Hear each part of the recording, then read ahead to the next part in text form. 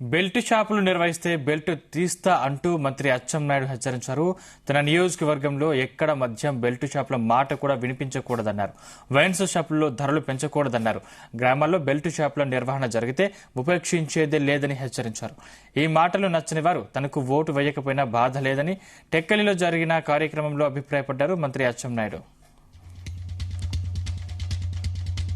ఆన్లైన్లోనే ఉండాలి, ప్రతి బాటిల్ ఆన్లైన్ పేమెంట్ చేయాలి, డబ్బులు తీసుకోవడానికి లేదని స్పష్టంగా ఆదేశాలు ఇచ్చాం.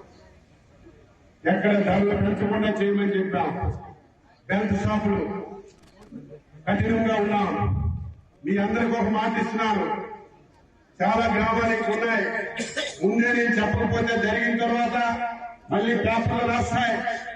పెద్ద నాయకులు అచ్చెన్నాయుడు నియోజకవర్గంలో బెల్ట్ షాపులకు ఎలా వేస్తున్నారని మళ్ళీ పేపర్లో రాస్తాయి. ఎవరైనా సరే బెల్ట్ షాపుల గురించి ఎలా వేసినా, ఎక్కడైనా అటువంటి జరిగినా నా నియోజకవర్గంలో కఠినంగా నిర్ణయం తీసుకుంటాను. కార్యకర్తైనా నాయకుడైనా 10 ఓట్లు పోయినా భయపడిన కానీ అలాంటిది మాత్రం ఎక్కడ జరగకూడదు.